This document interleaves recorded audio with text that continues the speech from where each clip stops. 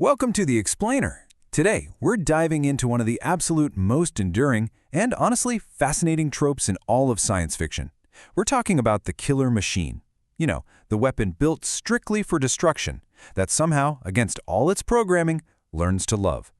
It's just a brilliant concept because it forces us to look at something entirely cold and mechanical and unexpectedly see a reflection of our own humanity. So consider this profound pitch that director Brad Bird actually gave to studio executives back in the 1990s.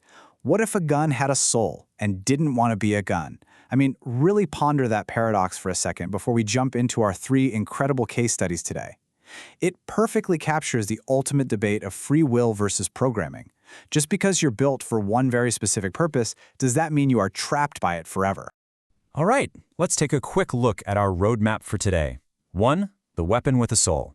2. The Iron Giant from 1999. 3. Chappie, 2015. 4. Next Gen, 2018. And finally 5. Budgets, box office, and legacy. Let's get into it. Now, tracing these three specific films reveals a super fascinating context. We aren't just looking at how a narrative trope changes over 2 decades. We're literally tracking the explosive evolution of animation and CGI technology. We're moving from traditional 2D animation blended with early computer-generated models in the late 90s, all the way to entirely open-source 3D rendered worlds in the late 2010s. Section 1. The Iron Giant, 1999.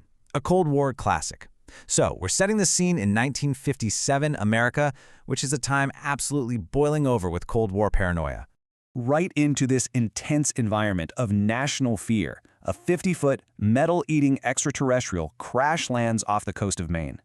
The core plot revolves around 9-year-old Hogarth Hughes, who discovers and actually hides this massive robot. And in this brilliant twist on nature versus nurture, Hogarth uses his Superman comic books, just pure pop culture, to teach the giant the difference between being a hero and being a weapon. This incredibly innocent, touching relationship is set directly against the backdrop of federal agent Kent Mansley.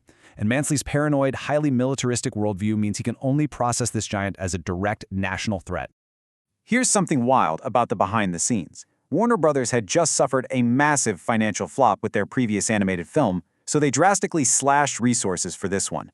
Brad Bird's understaffed team had to create this emotional masterpiece with literally half the budget and half the time of a typical Disney or DreamWorks movie at the time. To pull it off, they built the giant using computer-generated imagery made up of 7,000 individual parts. Oh, and fun fact, they cast Vin Diesel to provide that deep, resonant voice.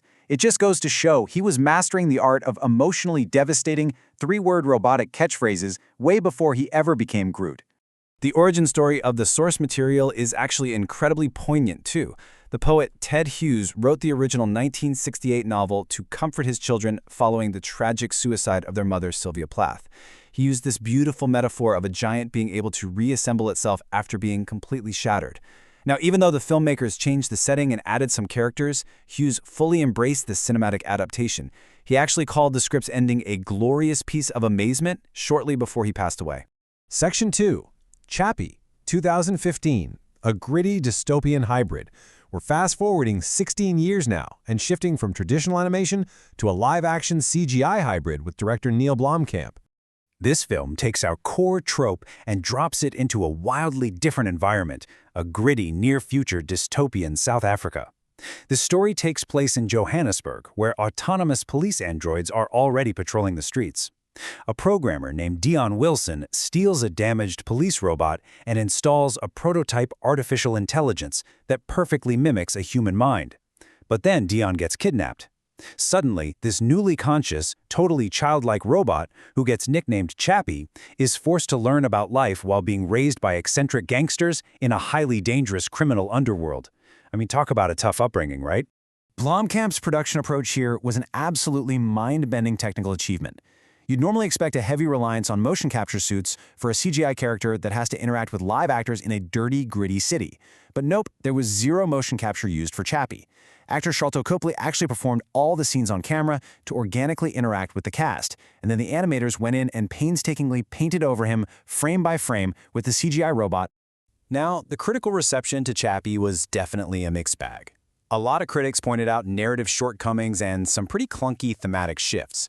Yet, as Time Out London noted, This hugely entertaining oddity could never be mistaken for the work of any other filmmaker. Other reviewers praise its undeniable heart and its sheer philosophical ambition, because underneath all that shabby, violent exterior, the movie is asking huge, existential questions about consciousness and how our environment ultimately shapes who we become. Section 3. Next Gen, 2018. The modern animated take. Let's see how this trope evolves as we enter the streaming era with a visually stunning Chinese-Canadian-American co-production. This one brings the story back into a fully animated world. The plot centers around Mai, an emotionally troubled, rebellious teen living in a society completely dependent on robots. She stumbles upon 7723, which is a top-secret offensive machine. What makes this particular story so incredibly compelling is the sacrifice the machine has to make. As 7723 accumulates more and more memories of Mai, his hard drive starts to fill up. And in this brilliant, modern twist on the trope, one that taps right into our own digital anxieties, to prevent a system reset that would erase his memories of her, he chooses to permanently delete his lethal weapon software just to free up storage space. He literally uninstalls his violent functionality to preserve his humanity. From a pure production standpoint, this film is a massive technological marvel. Tangent Animation produced it almost entirely using the open-source 3D software Blender. It's an adaptation of an online Chinese manhwa called 7723, and the finished product looked so undeniably impressive that Netflix actually swooped in at the Cannes Film Festival and dropped a massive $30 million for the worldwide streaming rights. Much like our other case studies, Next Gen absolutely had its critics, mostly regarding its tonal shifts from comedy to heavy action. But the reviewers over at Decider really hit the nail on the head here. They said the central bond between the troubled teenage girl and the gentle robot provides a relationship that will immediately suck you in.